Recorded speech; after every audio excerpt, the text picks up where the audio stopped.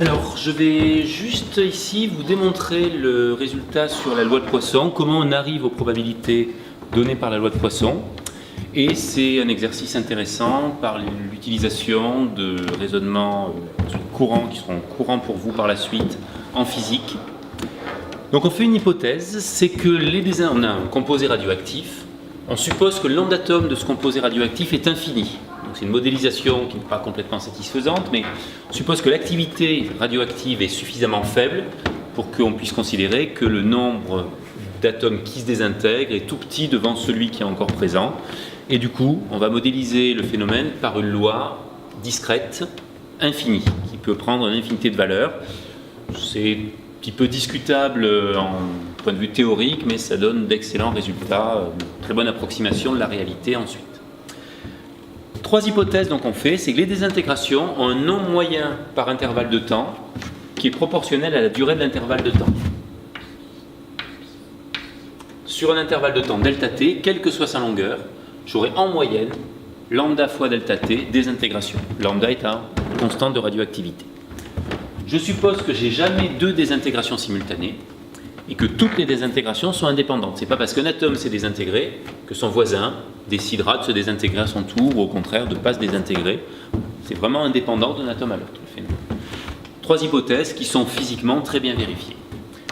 Sous ces hypothèses, on peut calculer la probabilité qu'un atome se désintègre sur un tout petit intervalle de temps. Sur l'intervalle de temps t plus delta t, quelle est la probabilité qu'un atome se désintègre? Le raisonnement, c'est de dire que sur cet intervalle de temps, en moyenne, il y aura combien de désintégrations? Lambda fois delta t. C'est l'hypothèse, la première hypothèse. Mais cette moyenne, donc cette espérance, c'est le résultat de quoi? Quels sont les événements qui peuvent se produire sur cet intervalle de temps? On peut avoir zéro désintégration, probabilité que ça arrive, fois zéro désintégration. Ou bien on peut avoir une désintégration fois la probabilité qu'on cherche. C'est la probabilité qu'on cherche fois la valeur 1.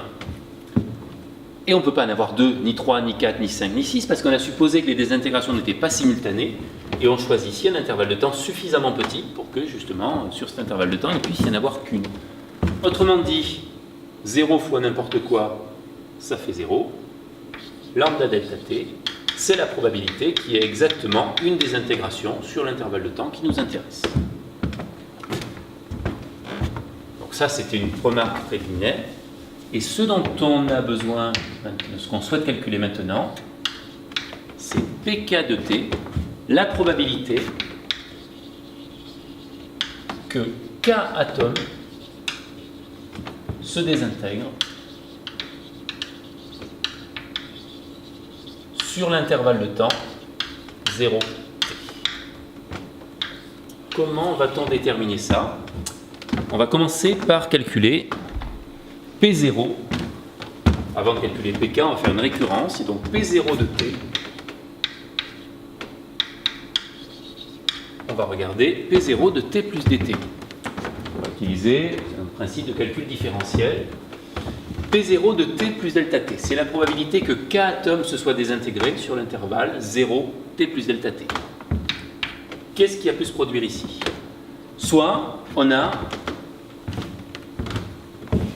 pour qu'aucun atome ne soit désintégré entre l'instant 0 et l'instant t plus delta t, il faut qu'aucun atome se soit désintégré entre l'instant 0 et l'instant t, et qu'aucun atome se soit désintégré entre l'instant t et l'instant t plus dt. Deux événements indépendants, probabilité que ça se produise, c'est la probabilité qu'aucun atome se soit désintégré avant l'instant t, fois 1 moins la probabilité qu'un atome se soit désintégré entre 0 et l'instant t, autrement dit, 1 moins lambda dt. Ça va nous donner une équation différentielle. Parce que P0 de t plus dt moins P0 de t, ce terme-là, je fais passer ici, ça va donner moins lambda dt P0 de t, Si on divise par dt toute l'expression, on obtient ici la différence des valeurs de P0 sur dt, c'est la dérivée. P'0 de t égale moins lambda P0 de t. C'est une équation différentielle. Cette équation différentielle a pour solution P0 de t égale une constante fois exponentielle moins lambda t.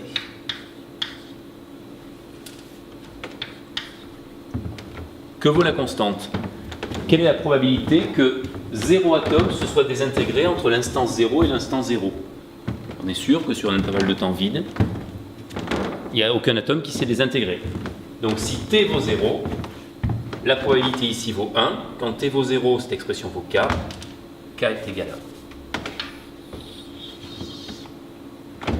à 1. On retrouve déjà la valeur de la probabilité pour une loi de Poisson, P de x égale 0.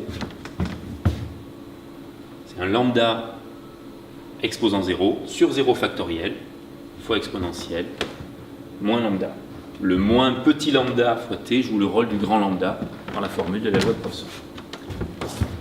Reste à montrer ce qui se passe maintenant dans le cas général.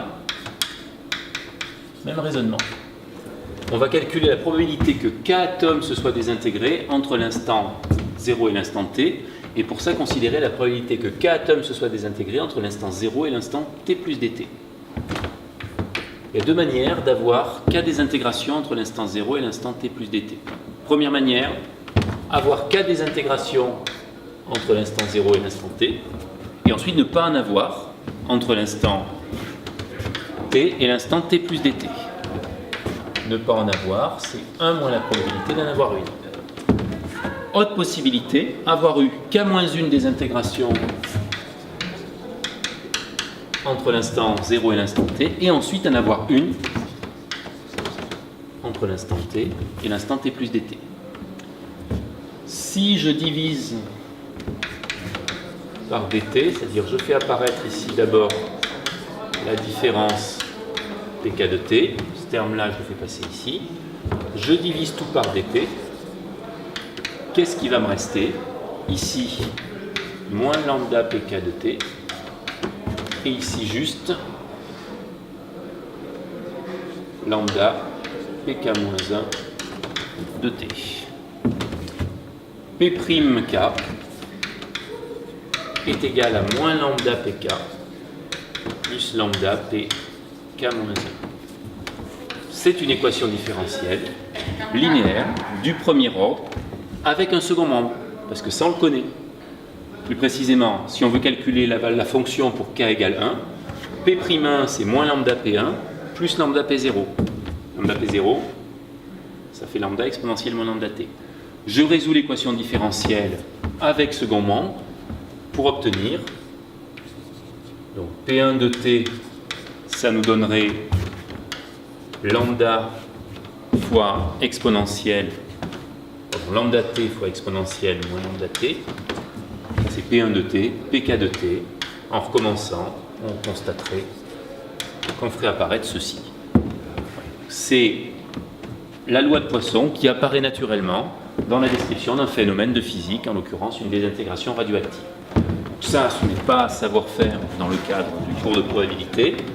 Par contre, c'est le genre de raisonnement qui sont utiles d'une part pour réviser ce qui est les équations différentielles, et c'est le genre de raisonnement typique que certains d'entre vous croiseront dans les cours de physique des écoles d'ingénieurs ou des licences.